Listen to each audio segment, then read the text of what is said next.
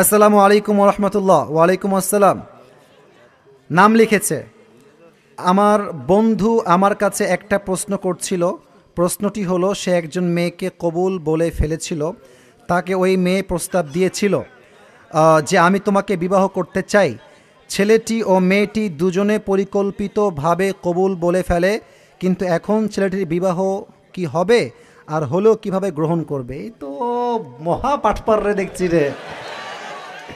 মানে প্রস্তাব দিল আর কবুল আর বিয়ে হয়ে গেল। এ তো মানে এমন হলো যে আকাশ সাক্ষী জমিন সাক্ষী আমি তোমাকে বিয়ে করলাম জান।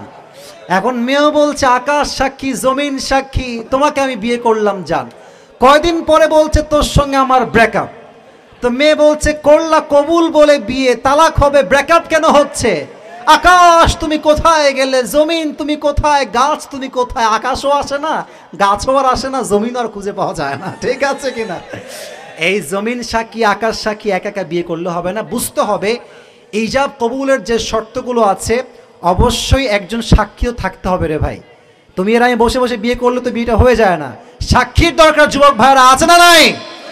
আর তোমরা যখন বিয়ে করবা, এই সমস্ত ভিত্তিহীন বিয়ে করলে তোমার বিয়ের পরে তুমি যা যা করবা প্রত্যেকটা অংশীদার হিসেবে সামিল হবে। ঠিক কিনা বলো? আর হ্যাঁ, তোমাদের পায়ে হাতে একটা কথা বলি, দেখো চিৎকার করে লাভ নাই, একদম নর্মাল ভাষায় বলছি, বিয়েটা পরিবারের দোয়া নিয়ে করাটাই উত্তম। ঠিক না বললে ওয়াজ করা যায় না, বলেন?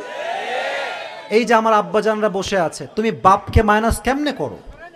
আর কোন মেয়ের জন্য মাইনাস করো? যেই মেয়েকে তুমি আজকে রাজরানী মনে করছো, কাল তো সে কাল নাগিনীও হইতে পারে পাবনার ভাইরা। আর মনে রাখবা, মেয়েরা যেমন ভালো তেমন ডেঞ্জারাসও বটে। তোমাদের ভালোবাসা মানে আমি কথাগুলো বলছি প্রশ্ন আসছে বিধায়, নয় দিনের পথের বাইরে কথা আমি বলতো না, বাট বলতে বাধ্য হচ্ছি। মেয়েরা সম্পর্ক করতেও পারে সহজে, ভুলতেও পারে খুব সহজে, কারণ এদের ভালোবাসার চাইতে আবেগটা কাজ করে বেশি। বাট ছেলেদের ভালোবাসা হচ্ছে সবচেয়ে অনেস্ট ভালোবাসা, একবার ভালোবাসলে সহজে ভুলতে পারে না। অতএব তুমি যেই মেয়ের পাল্লায় আবেগে পড়ে বিয়ে করবা, ছ্যাক খাবা, মেয়ে কিন্তু বিন্দাস খুশি থাকবে, তোমার জীবনটা জাহান্নাম করে ছেড়ে দিবে যুবক ভাইরা। তবে সব মেয়েকে আমি এক পাল্লায় মাপছি না। আমার কথা হচ্ছে বিয়ের ক্ষেত্রে আবেগ বাদ দাও, পালিয়ে বিয়ে বাদ দাও, কোর্ট ম্যারেজ বাদ দাও। বাপ মাকে কনভিন্স করতে হবে, আব্বা তুই বিয়ে দিবা না কেন আমাকে, তুই বল আমাকে কেন বিয়ে দিবা না। তোমাকে বাঘের মতো প্রতিবাদ করতে হবে, তোমার 14 গোষ্ঠী বিয়েতে রাজি হবেই হবে। ঠিক কিনা বলো? বাট পরিবারের মতের বাহিরে গিয়ে বিয়ে করলে কি হবে জানো? মেয়ের রূপ পরিবর্তন হইলেও সমস্যা, আর বিয়ের পর দেখবা বাসার ভাড়ার সমস্যা, থাকা খাওয়ার সমস্যা। বাপকে বলবা আব্বা আমি তো ফেসে গেছি বিয়ে করে। আব্বা তুই মর যা, তুই তো বিয়ের সময় আমাকেই মাইনাস করেছিস, তোকে আমি কেন এখন পালতে যাবো? যুবক ভাইরা ঠিক আছে কিনা বলো? আব্বা আম্মার দোয়া নিবা। আব্বা আম্মার দোয়া আছে যেখানে, বিবাহিত জীবনের সুখ আছে।